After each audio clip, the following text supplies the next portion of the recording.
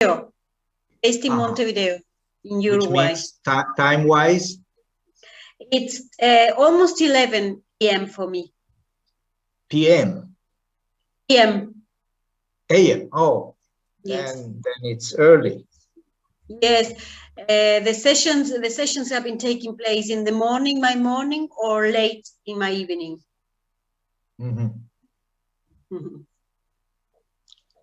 Yes. If you want to stop sharing your screen, Hideki, you can do so. Yeah, no, but here's Georg. There's Georg. Hi. And there's Gregory. Hello, Georg, welcome. Hello, Gregory, welcome to the session. Thanks. Are you planning to share your screen and run through slides? I think all of us plan to, all of except me. Okay, excellent. So, Georg, if you want to check that it's working fine for you, please. Yeah. Okay, let me just say 2 words of welcome. Welcome, Hideki, welcome, Georg, and welcome, Gregory. I just wrote you a message that I will follow the questions and answers and the chat. Oh, there's no questions and answers here, Andrea? Just no Q&A, eh? Yeah, we are not live yet. We're in practice mode. Oh, I see. So maybe let me share some info while you check your sharing screen so you understand how the session will be run. Yes, and then Joseph, you can share information with the panelists. We are in practice mode, which means that you cannot see the number of attendees yet, and they cannot see nor hear you, okay, until we have admitted them. At the bottom of the screen, the participants icon will show you the number of attendees, and the chat will have the questions coming in, and those will be managed by Joseph. Okay, so I like to briefly test that you can share a screen, and then we move on to Joseph to share some info with you, and then the Jakarta team that is behind the scenes supporting you, they will also have some information to share before the session starts. Okay, thank you. Go ahead, please. Do you see my screen? Yes. Okay, you can end it. And now only Georg has to share his screen. Or Gregory.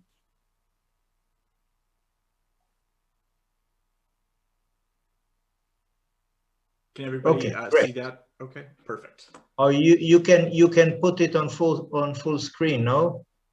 Oh yeah, I can do that as well. I just lose track. I don't want to lose track of the time while I do that here. Let me try it that way. Okay, no, just to check things with Andrea. Okay. Let me do that.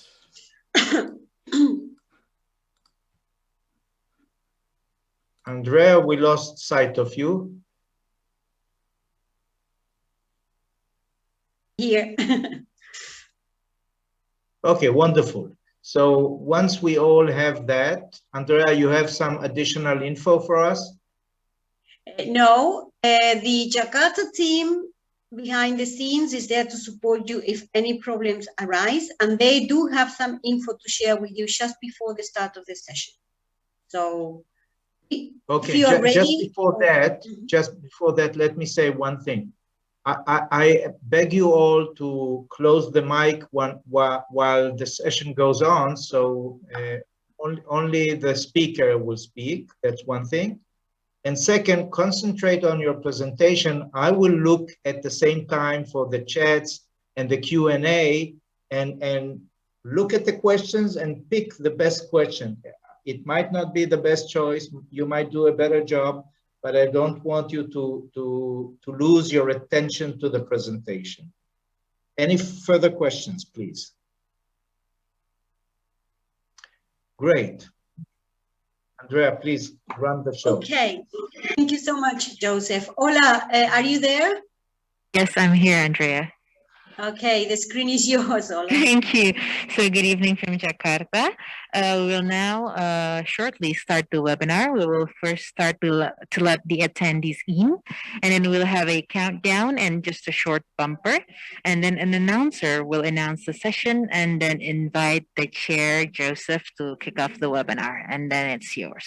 So good luck and have fun. Thank you very much.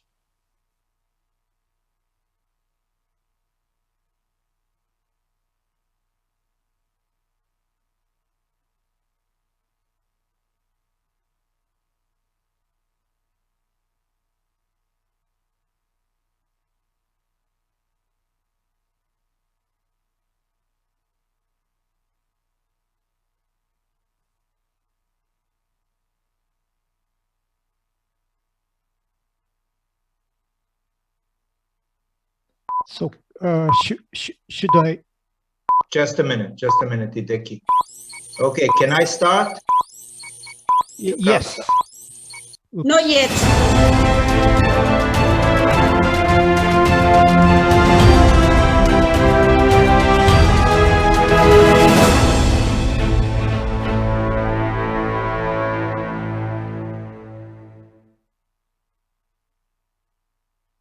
Ladies and gentlemen, thank you for joining us today and welcome to Automation and the Labor Market. Without any further ado, please welcome our chair, Mr. Joseph Zira, to open the session. Mr. Zira, the screen is yours. Thank you very much. We welcome everyone who came here. We will be happy to take questions in the chat, and then we will direct the questions to the presenters. We have 3 presenters with 3 very interesting papers. The first one is Hideki Nakamura, who will present a paper written jointly with me, and the name is Automation and Unemployment, Help is on the Way. Hideki, please. Yes.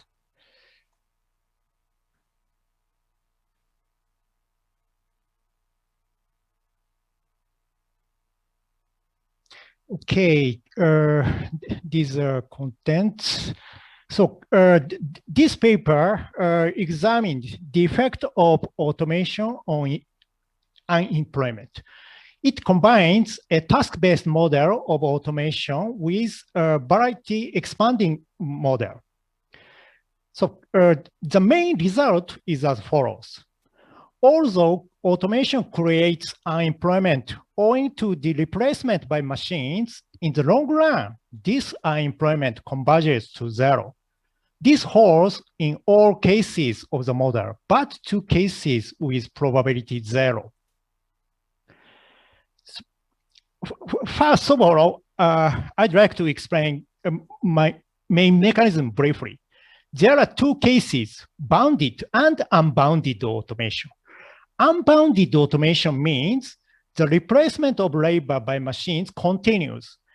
A necessary condition of this is wages rises as machines become increasingly expensive. Wages rise if labor tasks increases. So labor in each task is declining. Because labor tasks increase, less workers work in tasks which are automated. As a result, unemployment due to automation is falling. Next, under bounded automation, new automation converges to 0 in the long run, and thus the unemployment due to automation eventually goes to 0. We have 2 additional contributions. The first contribution is the finding 2 technical processes, including automation and the variety expansion, are related to each other. By examining this relationship, we demonstrate for continuing automation, new tasks have to arrive sufficiently fast. The second contribution is an additional mechanism of increasing demand for labor by automation. If automation continues increasing, then new tasks have to be added, and that increases demand for labor. As for the literature about new tasks and automation, I pick up ASML and Restrepo AER because it's pioneering work. They demonstrate in a stable BGP, new task creation and automation go hand in hand. Their study depends on the following two assumptions. Under tasks replacement, increasing demand for labor depends on rising labor productivity over tasks. As a result, the number of labor tasks remains constant with continuing automation. Hence, in their model, unemployment remains as the BGP. This figure shows at the interior BGP, the number of replaced tasks and the automated tasks and the new tasks are equal. On the other hand, our study shows unemployment declines with continuing automation. So the main difference between these studies is the mechanism we introduce. Tasks need to grow fast to enable continuing automation, and that increases demand for labor. Because of an increase in labor tasks, less workers work in automated tasks. So in this figure, for continuing automation, new tasks increases faster than automated tasks. Hence, workers in automated tasks become less and less. So there are many studies about these topics. So empirical studies report positive, negative, and insignificant effects of automation on employment. Hence, I think this topic is controversial. Okay, let's see our model. The production function of the final goods is assumed to be CES type. XTJ is the J's intermediate goods. So, the elasticity substitution among tasks is 1/1 minus theta. Tasks or intermediate goods between 0 and M are performed by machines. Tasks between M and T are performed by labor. Later, we'll see this in equilibrium. We assume each unit of labor produces 1 unit of the tasks, and each unit of automated task J is performed by a machine of size Kj. So this Kj is assumed to be an increasing function, but this assumption can be relaxed. We consider overlapping generations where people live 2 periods, supply 1 unit each period. All generations are of size half, while total of supply of labor is 1.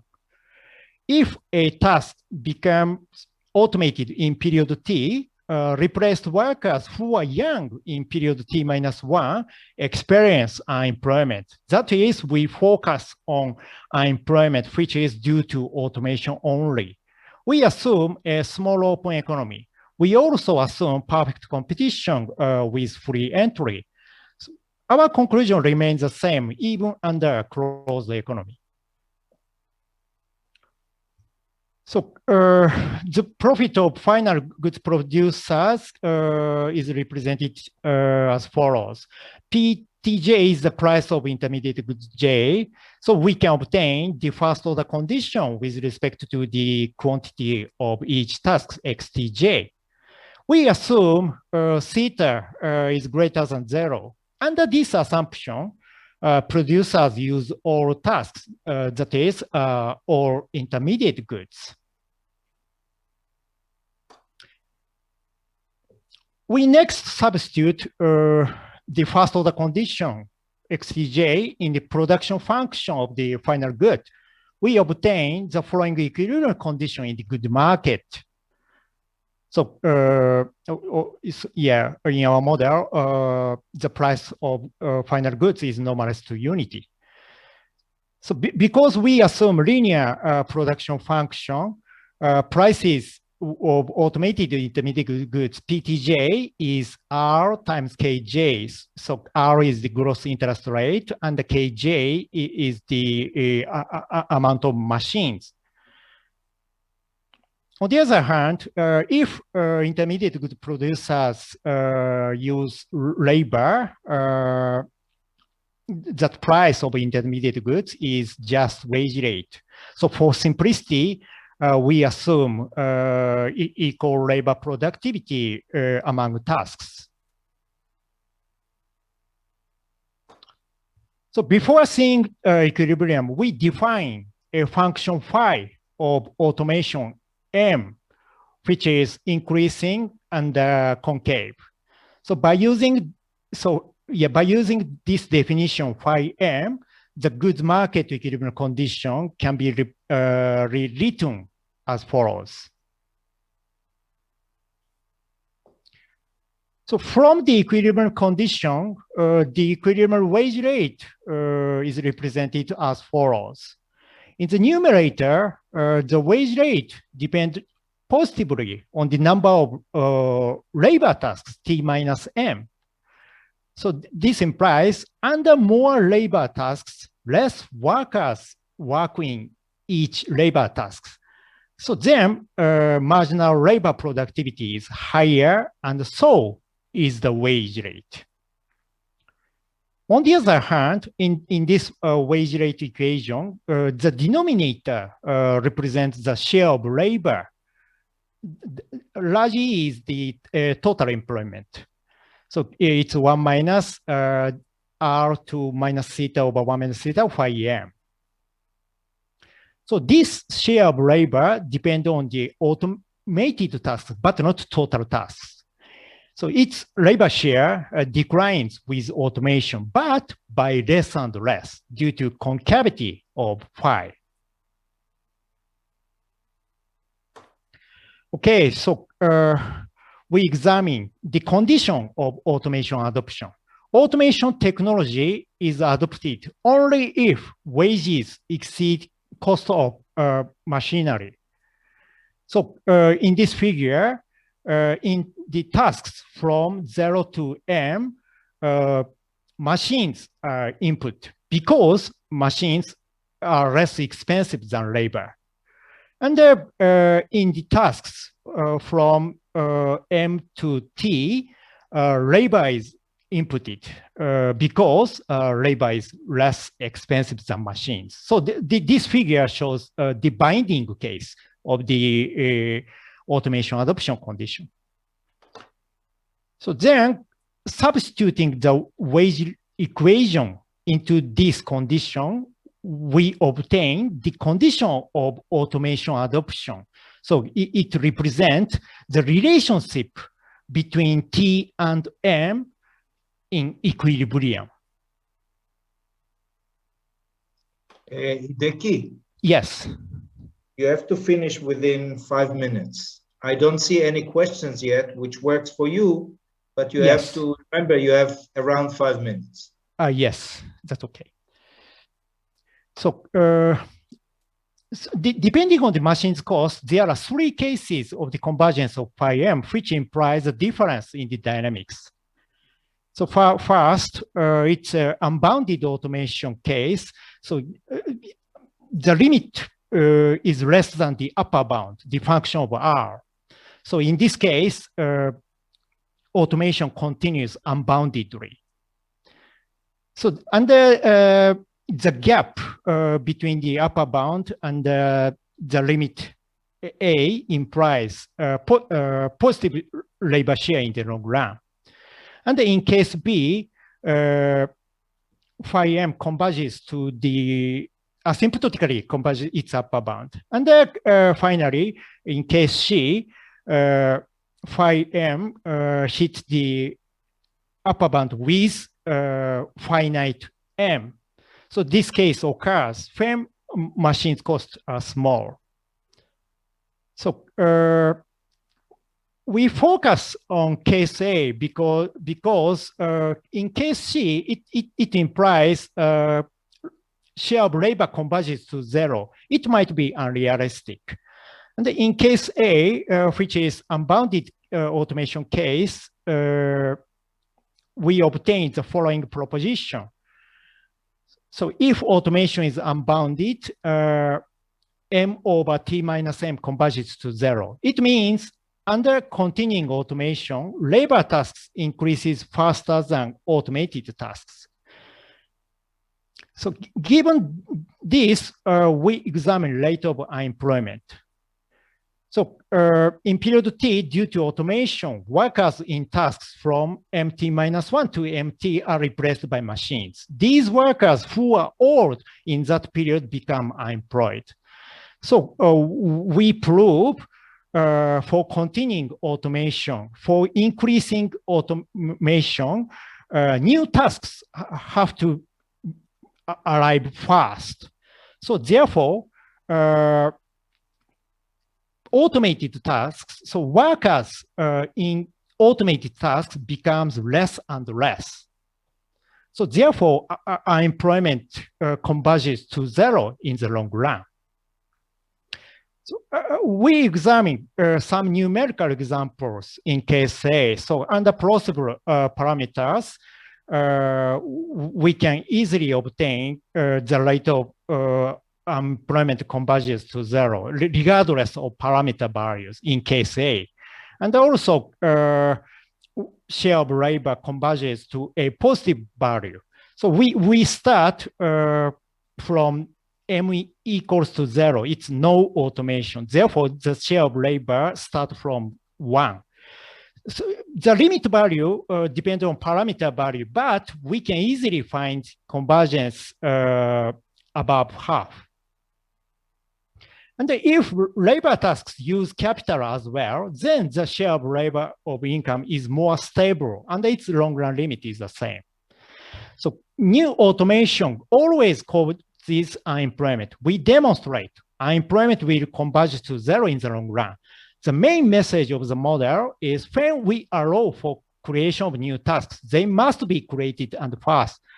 If automation continues, that increases demand for labor and reduces unemployment as a result.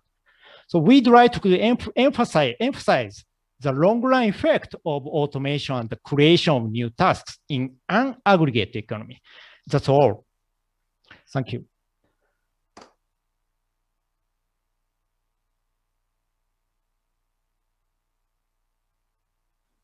Sorry, thank you very much. I've seen that there are no questions in the chat.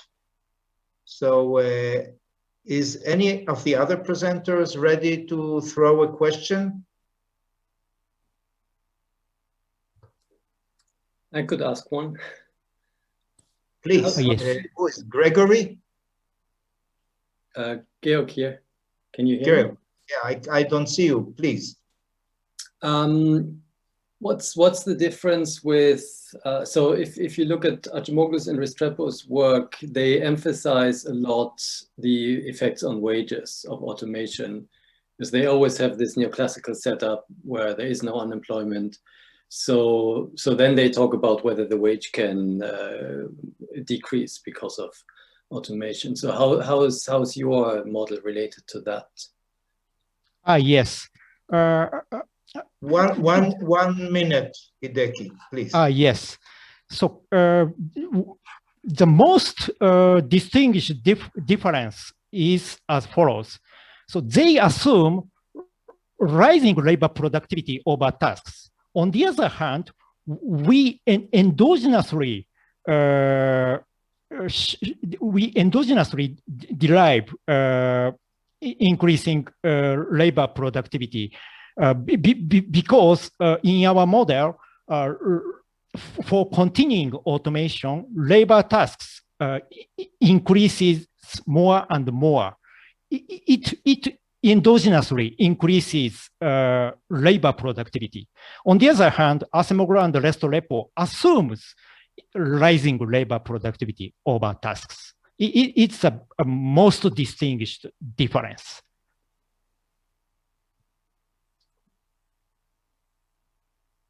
Okay, thank you very much, Hideki.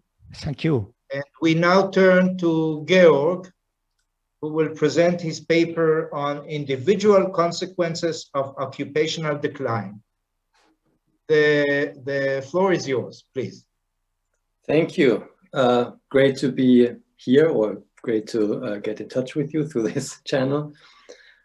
This is a paper, well, it's an... We are still not in Bali, too bad. This is an empirical paper now, so we're shifting gears a little bit, I suppose. And it's joint work with colleagues in Uppsala and Guy Marcus, who was my former advisor at the LSE, and Tiernan, who is a PhD student at the LSE now. What we want to do in this paper, we want to take this fact about economic history of the last 200 years that we all know, that technology has changed the labor market. So there has been enormous increases in productivity, but typically this comes at the cost of reducing the demand for certain occupations. So for instance, in the textile industry, in the car manufacturing industry, and more recently, perhaps also in services. So here you see a picture of our Swedish version of the driverless car, which is a bit of a gimmick at this point. But anyway, presumably it is coming. Presumably what is called AI these days, machine learning based software, is going to replace tasks in high-skilled professions as well, such as legal professionals. So we want to know what is on average, or what has been on average, the effect of occupational decline on people's careers. And our context is, for reasons of data availability, among others, is Sweden. In particular, we are asking for the population of Swedish workers of given cohorts, which I'll be precise about in a minute. What are the consequences for their career earnings and employment and occupational mobility when demand for their occupation declines? And of course, we're interested in this because it has first order importance for individual welfare, but also because it can potentially explain or help us understand better trends in labor market inequality. There's important questions related to human capital investments. So when you choose an occupation as a young worker, what are the investments that you're making? How willing are you to make those if there is uncertainty about future demand and so on? So, and of course, there's public finance and political economy issues as well. We think this is just a really important question to ask and to try and get some numbers for. The methodology is actually to combine a lot of information that the Bureau of Labor Statistics in the US has compiled with the Swedish administrative data. So the BLS in the US has just done this great job for many decades now to describe occupations, to measure actual employment counts, to make forecasts, projections of occupational employment, and also to describe the role of technology in occupational demand. And that's all in these, published in the form of these occupational outlook handbooks every 2 years. So that's for us is an important source to, first of all, identify declining occupations, but also check for technological drivers and distinguish between anticipated and unanticipated declines. Because as you can imagine, if you know, a demand shock or a demand change comes as a shock indeed is unanticipated, that might have very different effects. And also anticipated declines, of course, allow workers to sort in advance. So we take all this information and we merge it to occupational codes in Sweden. We use the Swedish data because it's large. We have the population, so that allows us to study heterogeneity. And we can track these workers, of course, annually for their entire careers. And there are some problems with the actual Swedish occupational data. And I won't go into details unless it is requested. But we have good reasons to use this definition of occupational decline based on the US data and put it on the right-hand side and then look at outcomes for these Swedish workers. But we also do study the relationship between measured Swedish occupational employment trends and US trends. And this is positive and strong, as has been shown in prior literature. Occupational employment trends are very similar across countries, at least across industrialized countries. Okay, so let me give you a preview. So we make this comparison between workers who start out in occupations that would subsequently sharply decline with similar workers in the remaining occupations.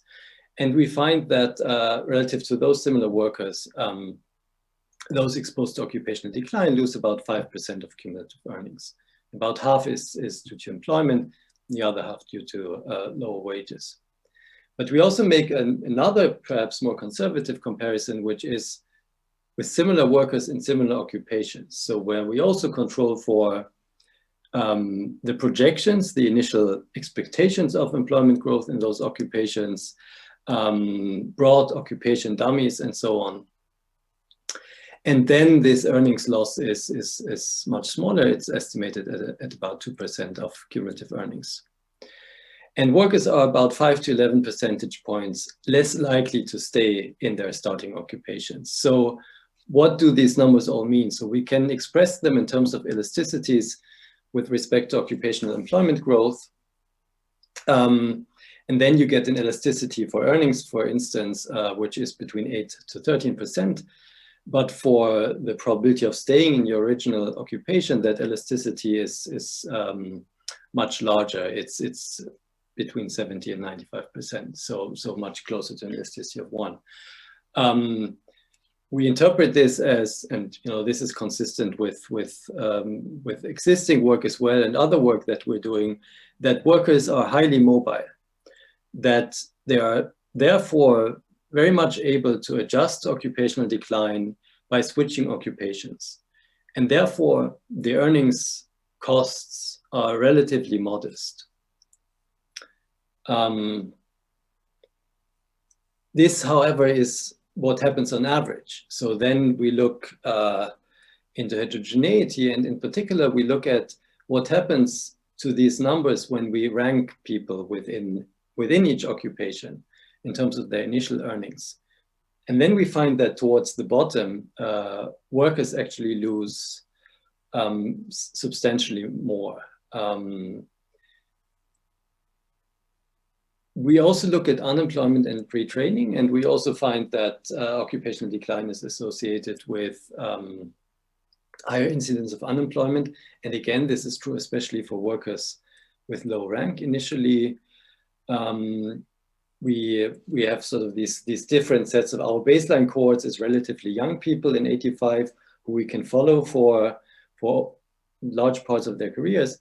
But we also look at middle-aged workers and older workers in 1985, which is the beginning of our sample period. And for the middle-aged, we find that they retire slightly earlier. For the older workers, we almost find nothing, and that is almost also a placebo check. So it's reassuring because they haven't been exposed much to this decline. Okay, our motivation is about technology, but of course we wanted to study all the declines. We didn't want to narrow the analysis down early on. Nevertheless, later on, we sort of looked at these declining occupations and tried to determine whether there is a clear sort of primary technological driver for the decline in that occupation. And then we restricted the analysis to those occupations, and we had several ways of doing that. But in terms of all the numbers that we estimate, all the magnitudes is very similar for those subsamples. We would like to study this in other countries, especially the US. Data availability, there's a big issue. So we try to do this for the NLSY, which also has longitudinal data and similar cohorts. And in terms of the point estimates, we find very similar results, but they are incredibly imprecise. So there's probably not much that one can learn from those results. Anyway, that's the summary of the findings. And now I want to just selectively fill in some detail, which I think is sort of the most relevant, given that there's this very limited time. So let me talk about, first of all, the definition of occupational decline. So we have these US occupations, we look at their employment counts. So we get a sense of what's the declining occupation in the US, but then in the end, we are interested in the Swedish labor market. So the good thing is that initially, at least in our sample period, we have a very detailed classification in Sweden. So 1,400 distinct occupations. So then it's relatively simple, although tedious, but it is certainly feasible to match 400 US occupations to these 1,400 Swedish occupations. And we then can assign the employment growth in the US to each of these Swedish occupations. And our definition of occupational decline is whenever that employment growth is less than minus 25%. So it's really a decline in absolute terms. Keep in mind that, of course, these economies grow in terms of levels, they get larger, so that the labor force expands. So we might as well have taken a decline in relative terms, but we really wanted to look at sort of the worst case scenario in terms of employment changes, in terms of demand changes. And so we went with this criterion based on absolute numbers. And so then you might ask, okay, so what's the incidence of occupational decline? So it's about 13% of 1985 Swedish employment was in one of those occupations that we classify as declining. And, you know, in terms of the characteristics, of course, there's many, you know, differences, and let me get to that as well in a minute. Yeah, that's all I want to say on this. As you can imagine, there's lots of you know, valuable information in the Swedish administrative data. Our empirical exercise, as I kind of alluded to, you know, in previewing the results, is incredibly simple. It's just, you know, regressing career outcomes on a dummy for being in an occupation that would then decline, and controls. And of course, the question is, you know, what controls do we need to make this to make these numbers informative, and what is then the interpretation? Because of course, there's also the possibility of over controlling. So first is the non-random selection of workers, which is of course a first order problem, given we're talking about occupational choice.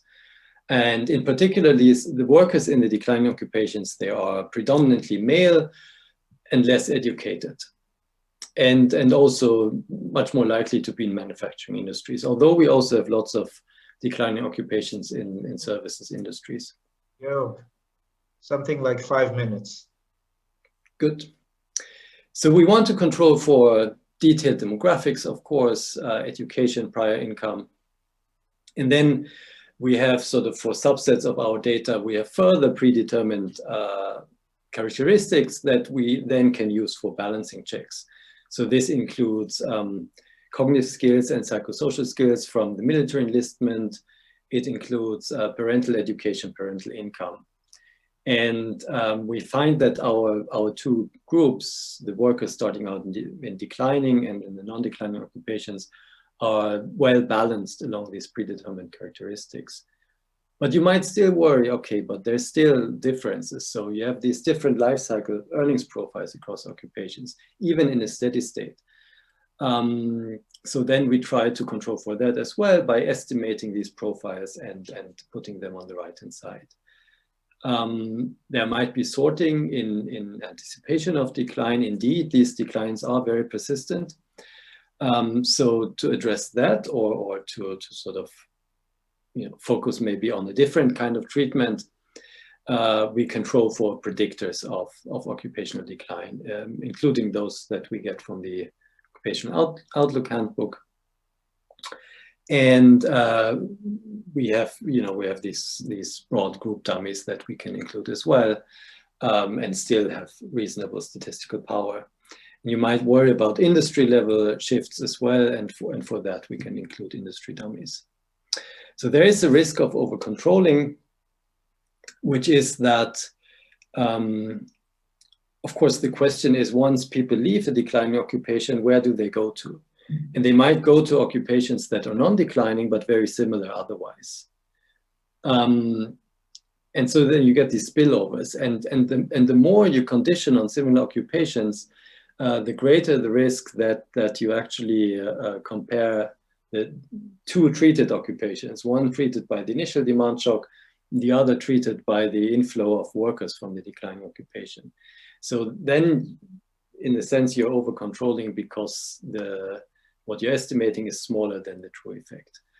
So that's why we give a range of estimates, and we actually also try to, in some specifications, leave out occupations that are the likely destination ones. And that is consistent with the spillover story. So I'm not going to show you results in detail, except perhaps for some graphical evidence. So here you see from a series of regressions on the left hand, so on the left panel here, it's earnings in a given year on whether you were in a declining occupations in 85, and then the right panels, it's cumulative earnings until that year. And the bottom panels is just normalized by the sample mean. So you see that, and the gray is just controlling for individual characteristics, and black is controlling for everything, including occupation in industry. So the black is, in some ways conservative, but also has this risk of over controlling. Of course, in terms of cumulative earnings, things build up gradually. That's almost by construction. So you might want to look on the left in terms of the flow of earnings in each year, where do you see the differences opening up? And then you see, and especially if you look at the gray estimates, you see that they tend to be large during recessions. So Sweden had a big crisis in the early 1990s. And then, of course, again, the financial crisis. So that could mean one of two things, or both. Actually they're not mutually exclusive. So it could mean that we're picking up confounding influences from industry level shifts, some industries are just more cyclical, or it could be that the occupational decline actually speeds up in recessions. There's of course some papers that argue for that scenario. In any case, as I said, we give you a range of estimates. And here's an example of that and what that would look like.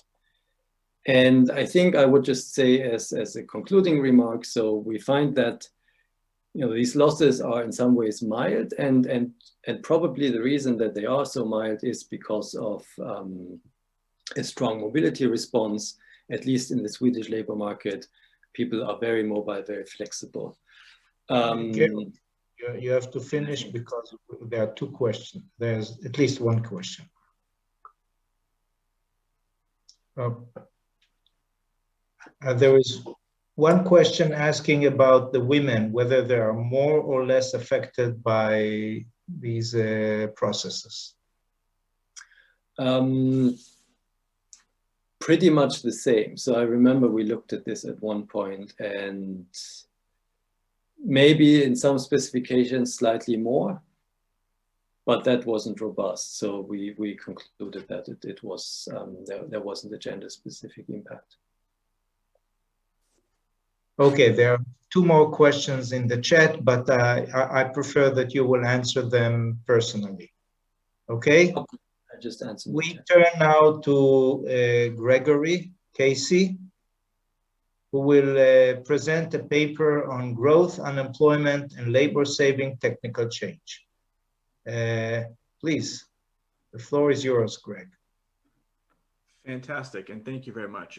Can you see my screen okay? Sorry. No, we don't. Okay. There you go. Sorry about that. Here we are. So first of all, thank you very much for having me in this session. I think this paper is a nice complement to everything we've just seen and is particularly closely related to the first paper in that it's also going to be a theoretical examination of the relationship between labor-saving technical change and unemployment. So given the topic of this session, I don't need to spend too much time discussing the fact that sort of as long as there's been this process of modern economic growth, there's been public anxiety about the implications of technical change for labor market outcomes. And in the public discussions of these consequences, there's a lot of focus on unemployment. And in particular, there's this concern that increases in labor productivity sort of push workers out of the labor force. We sometimes refer to this as the lump of labor fallacy. And so this is mostly going to be a paper about taking this concern that shows up in the public discussions very seriously and building a model that tries to take it seriously and then thinking about the implications of technological progress for unemployment in that setting. And so the reason I think that's interesting is that if you think about kind of what's our standard, macroeconomic mode of thinking about unemployment, it's, search and matching frictions, which don't really incorporate things like labor-saving technical change. And then we just saw a very interesting exception at the beginning of this session, but most work on automation doesn't explicitly model unemployment either. There's sort of changes in labor supply, and there's a lot of focus on, similar to the paper we just saw, sort of different outcomes for different groups of workers, maybe based on skills or age or starting occupation.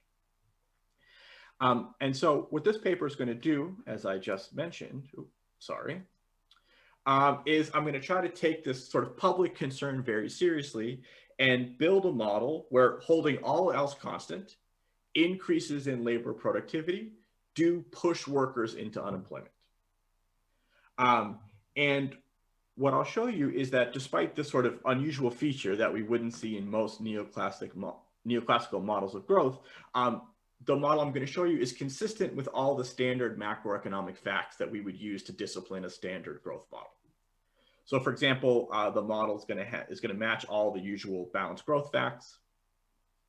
And in addition, despite the fact that there is this sort of partial equilibrium relationship between labor productivity and unemployment, the model will have a constant unemployment rate on that balanced growth path.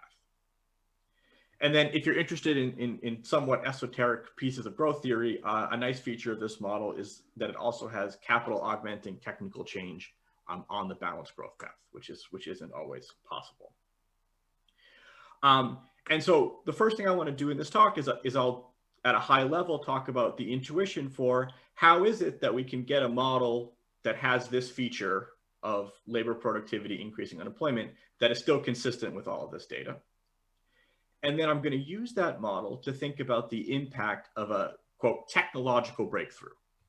And by that, I have in mind the kind of things that are discussed in popular books like these, which stress the idea that the economy is at sort of the precipice of some fundamental change in the relationship between technology and unemployment, right? This idea that we're about to see this boom in labor-saving technology that's going to have labor market consequences. So I will investigate the consequences of such a breakthrough in this model. And I think the fact that the model is consistent with all the standard macroeconomic facts suggests that it's an interesting laboratory, at least to think about some of these things. And so I'll ask questions like, does a technological breakthrough that makes it fundamentally easier to create labor-saving technologies, does that lead to sort of mass unemployment and the end of work? And I'll find that it doesn't. But I will find that the consequences for labor market outcomes are mixed in the sense that these breakthroughs actually slow economic growth in the short run, but speed up economic growth in the long run. And I'll find that there's some interesting distributional consequences of these breakthroughs. Okay, so extremely quickly, I just want to note that this paper is connected to a lot of different strands of literature. To modern sensibilities, I think the setup of this model is going to be a little bit unusual. It's actually connected to a very old strand of the growth theory literature, as I'll discuss in just a moment. But I think this has two benefits. One, I just find it to be kind of an interesting way to think about unemployment, but also it's going to end up leading to a very tractable model.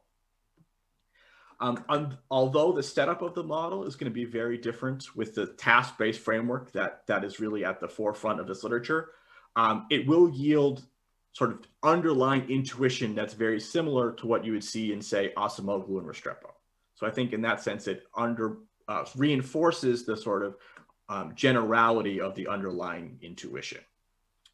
And then just for full transparency, so most of my work is in sort of macroeconomics of environmental outcomes, and I'm drawing, the mechanics of what I'm about to show you are drawing very, very closely from existing work in that literature, including some of my own stuff here. Okay, so at the broadest possible level, what this model has is Leontief production, directed technical change, and a reduced form way of capturing wage bargaining. So the production function for the final good is going to be this Leontief combination of capital and labor. But when we think of capital, or I maybe should say effective capital in this model, I want to think about a Cobb-Douglas combination of standard reproducible capital and some fixed factor like land. And there's going to be an associated capital augmenting technology term. And as I'll talk about in just a few minutes here, the existence of land in this argument of the production function means that the model can match all the standard growth facts despite the Leontief production. And since this is Cobb-Douglas, we're going to get a balanced growth path with constant growth in this labor augmenting technology. And the labor side here is more standard. There's just labor and the standard labor augmenting technology term. And so the sort of one implication of Leontief production that sort of, previously had played a big role in the growth literature is that for given levels of technology and a given quantity of capital, the economy can only support a finite number of workers with positive marginal product. And so if there's any sort of friction that prevents the wage from falling to zero, the unemployment rate is going to be given by this expression here. So here, NT is the size of the labor force, which of course can be different than the number of employed workers. And what's really convenient about this setup is that we get this kind of what will end up being a very tractable expression for thinking about unemployment. So the essence here is that growth in effective capital, either through K or AK, is going to increase space for more workers and all else equal decrease unemployment. And then the way that this model captures the sort of public concerns is that holding the amount of capital constant, increases in labor productivity will actually decrease the number of workers with positive marginal product and push some workers into unemployment.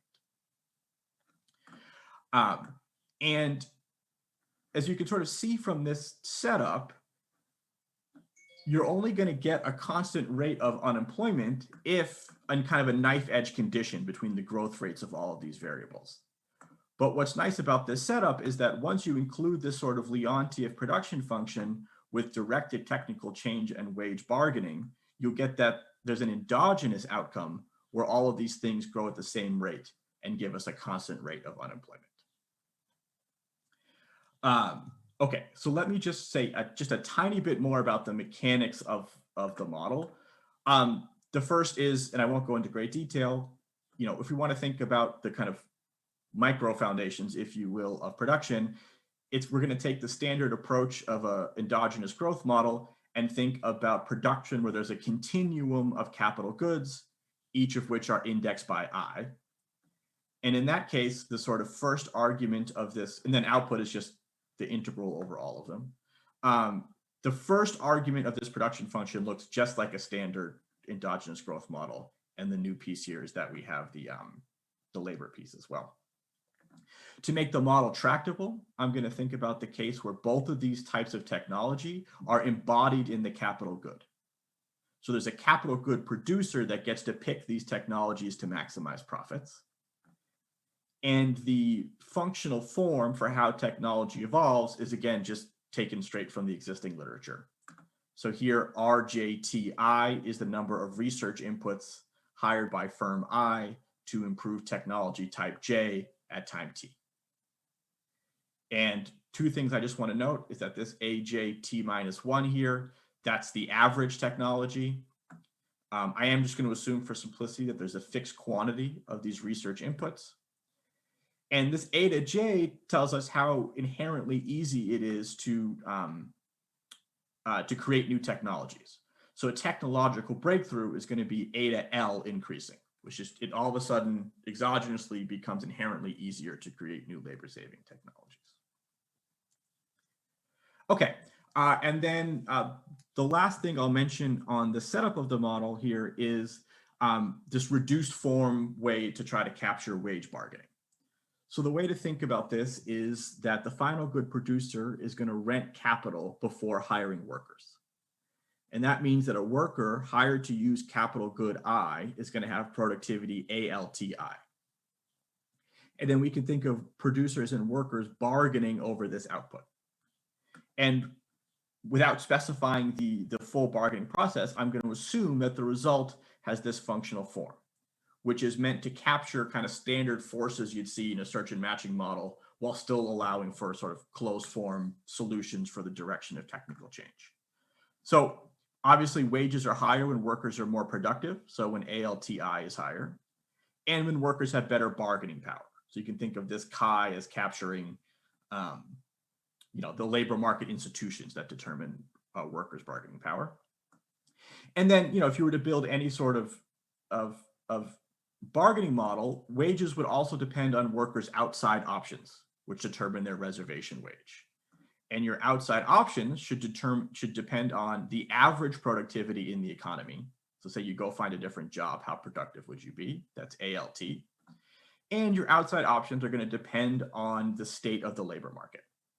So this gamma UT is a decreasing function such that if unemployment is high, workers are in a worse bargaining position and wages are lower as a result. Okay, so you'd get, not in nice closed form, but you'd get something similar from like a DMP model. Okay, so let me skip this. I just want to point out that there is this Leontief production, but really at the economy-wide level, there is substitution between capital and labor because those AK and AL terms are chosen endogenously. So when you think about choosing those technology terms off a smooth menu of choices, there really is substitution between capital and labor in this model. It just happens through the choice of technology rather than ex post holding technology fixed. But let me jump ahead then to thinking about the intuition for the results in this model. So first, let's think about sort of why is it that even with this Leontief production function, we still get a model that matches all the kind of standard facts from the data? Well, first, if we want to think about balanced growth facts, this Leontief production function is convenient because in equilibrium, the two arguments of this function are always going to be equal.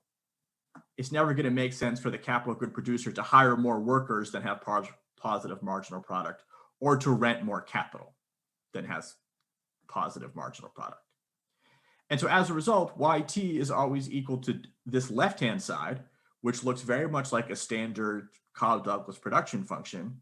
And as a result, since there's diminishing returns to capital, the balanced growth path of this model is going to have all the standard features. And another thing that's nice about this setup is that, if we think about the minimum as the limit of a CES, it is also the case that in the balanced growth path of this model, all of the macroeconomic aggregates are going to grow at the rate of effective labor, which is, of course, exactly what you'd get in any sort of neoclassical model. So it has all the nice features. And in that sense, the steady state of this model, or the balanced growth path, I should say, is sort of indistinguishable from a standard neoclassical growth model, even though it has this kind of Leontief setup. So the other sort of extra component of the balanced growth path here that you wouldn't find in a neoclassical model is that there's the steady state rate of unemployment. And this comes about from the interaction of the directed technical change and the wage bargaining. So at the broadest level, let's think about what would happen if there was unusually low unemployment. Well, if there's unusually low unemployment, then workers are in an excellent bargaining position and can bargain for higher wages. But those higher wages create a lot of incentive for firms to invest in labor-saving technologies. And those improvements in labor-saving technologies push the unemployment rate back up. So there's this natural stabilizing mechanism between directed technical change and wage bargaining that always sort of push the economy towards a steady state with constant unemployment. Okay, so I think I only have just a few minutes left. So let me, on the last slide here, just talk about what would happen if there's a, quote, technological breakthrough in this economy. And by that, I mean, what if all of a sudden and unexpectedly, it got 10% easier to create new labor-saving technologies? That's going to be our notion of a technological breakthrough. So as you might expect, if you decrease the cost of creating new labor-saving technologies, firms are going to increase their investment. So as a result, we're going to see an increase in the growth rate of this ALT term. And as we've already said, an increase in the growth rate of ALT is going to push up unemployment. But kind of unlike some predictions you might see in sort of public discussions, the unemployment rate doesn't suddenly shoot off to 1. It stabilizes at a new level. And that's because these forces that gave us a constant unemployment rate in the first place aren't going to go away just because we've changed a parameter. So there's this rapid increase in labor-saving technical change that increases unemployment, but that increase in unemployment also pushes down the wage. And eventually it becomes productive for firms. Since wages are low, firms want to start investing in labor-using technologies once again, and the economy levels off at a new higher rate of unemployment. And that will entail sort of decrease in the labor share. You could think of that as a measure of sort of worker bargaining power in this model. And so we're not going to get the end of unemployment, but we are getting some interesting trade-offs. And I think the most interesting one Greg, you have to finish within a minute or so. Perfect. Okay. So the most interesting trade-off is really in this last picture here, which shows that this breakthrough, so it's just fundamentally easier to create new technologies, slows economic growth in the short run, but increases it in the long run. So these are all relative to where the economy would be in the absence of the breakthrough. And so why does it increase in the long run? Well, that's the easier part. We said before, like every standard model, in the long run, all the macroeconomic aggregates grow at the rate of effective labor. So that's why we're going to get longer growth, just standard neoclassical forces. The slowdown in economic growth in the near term happens because this increase in eta L is exacerbating an existing inefficiency in the model. So labor here isn't scarce.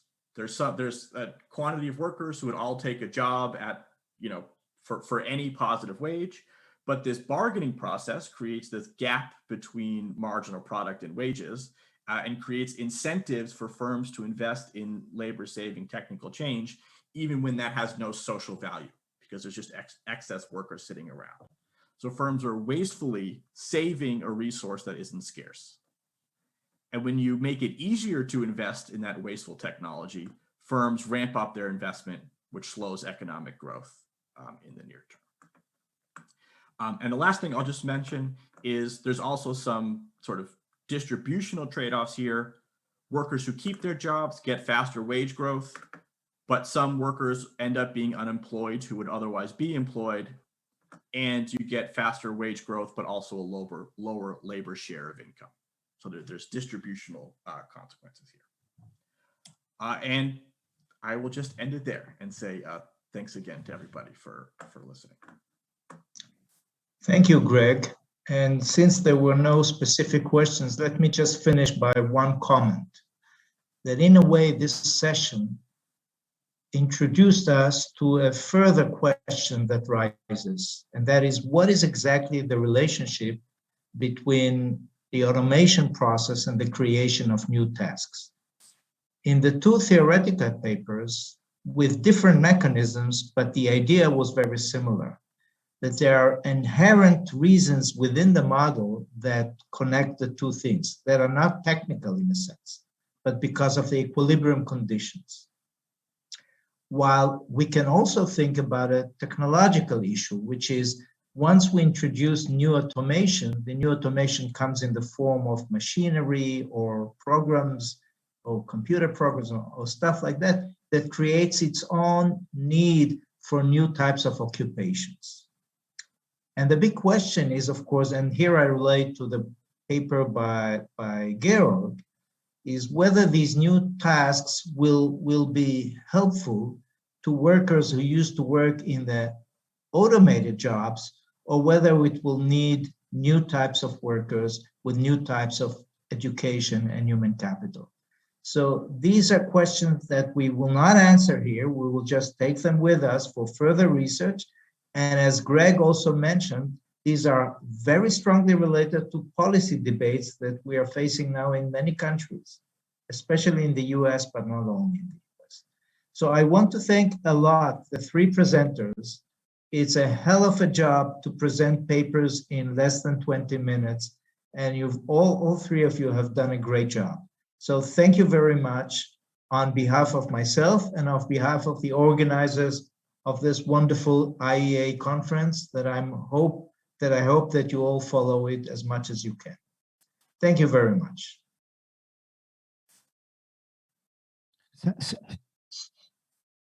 Thank you very much.